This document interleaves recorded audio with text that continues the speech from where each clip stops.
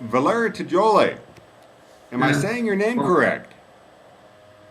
well, you can go for jolly is probably easier. Tjolley. Jolly, jolly like jolly. Joe, what? Happy and jolly. Joe, happy and jolly and merry. Forget Excellent. about the T at the beginning and the E at the end. But at least you got the sex right, Ron. The My Valerie goodness. bit, and they're very surprised. Let me ask you Hello? this. Let me ask you this. We've Yeah. been in contact for how many millennia? Years, years and years and years and years and years and years. A very long time indeed. When I had black hair. Can you introduce yourself and the work that you're doing in tourism? Oh, now, yes. Well, my name is Valere Tjolle, as we've already established. I'm editor of Vision on Sustainable Tourism. I also do some consultancy. I've been doing that for quite a long time as well. On sustainable tourism, obviously. And Vision on I write stories and reports on sustainable tourism, and I write the Sustainable Tourism Report and all of its little babies every year. When did you first start working in tourism? My God! I first started working in tourism in a very, very, very, very long time ago indeed. Uh, I suppose my first actual job in tourism was in 1960. In 1960? No. Yes, around about 1960, say 1960 to 1965. So that is a long time ago, isn't it? Well, a little bit. Yeah, that's getting on for 50 years, isn't it? It's getting on 50 years. It's getting on how Congratulations. long Brasilia has been built. It's. When did you first start using the word sustainable tourism or responsible tourism or any 95, adjective in front of tourism? It used to be just 1995. tourism, right? No, well, it is just tourism actually, but I started to use it in 1995. There was two seminal moments. The first seminal moment was when I was in the Notre Dame in Paris, and I'd gone there because I wanted to have a bit of peace and quiet. And it was full up with tourists. And up to that time, I'd been in the mass tourism business. It was full up with tourists, and none of them were sitting there having quiet.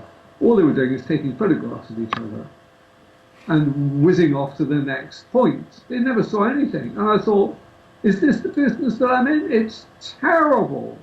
What should I be doing it for? It's not giving people what I thought that we were giving, which was a real experience of a destination. Nobody was benefiting out of it. Anyway, within that year, I went to Johannesburg. I think everybody goes to Johannesburg.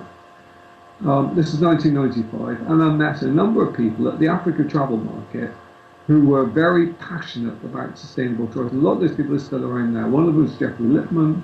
One of them was Shaun Mann that does the what's the IFC now. I met I guess about a dozen people, and those people are still around doing what we call sustainable tourism now.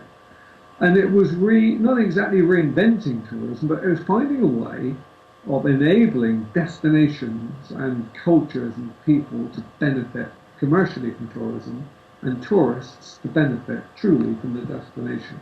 That's sustainable tourism for me. I mean, you can call it tourism if you like. I call it sustainable tourism because it differentiates it from the one night stand tourism. That was in 1995. That was in 1995. Yeah. So it wasn't that long ago. That's 15 years ago, isn't it? All right. So the question that Oliver Hillel asked me yesterday, I'll ask you. What changes have you seen in the past 20 years? Well, you see, both of us also been in Berlin, didn't we, this week? Berlin is a great example of the changes because I was in Berlin just before the wall came down. I was in Berlin just after the wall came down. And I spent some time in Berlin a month or two ago to see the enormous changes that have happened in that city. And changes have happened in tourism to a large extent as well. I think we've got to the stage where people would like to see tourism being more fulfilling. I think that's the word that one would use. It's fulfilling for the people who are delivering it and the people that are buying it and experiencing it too. So I think more and more people are recognising it. But I'm astonished about how long it's taking this idea to permeate throughout the industry. And yes, it's true that a lot of people are using the words, but only a small percentage of those people, I think, really know what the words mean. And I mean, that is a bit of a sadness because we're not talking about silly people. You know when I go to places that I find I'm just staggered about how committed they are. I mean, in particular, places like South Africa and Scotland, they just get it, and they know what it's all about. And they, it just bowls me over because once you've got it, it gives you so much more energy. Do people kind of gain confidence by knowing the type of tourism they want to offer to visitors? I think people gain confidence from recognising that they're offering a fulfilling experience. That it isn't just about taking the money out of people's pockets and sending them away. That they actually change people's lives. And I mean, I see this again and again. There was a company, I was in Namibia earlier on this year. I'm talking to Wilderness Safaris, and I was talking to, when I say talking to, I was talking to a manager from a hotel, a woman that had been, she'd had no money, they'd been moved there from South Africa, but she got a job, they'd sent her and trained her in America, and she'd come back and she said, this really changes people's lives. And I believe, honestly, that tourism can change people's lives for the better, if it's done the right way. Wonderful. Any other comments or things you want to say?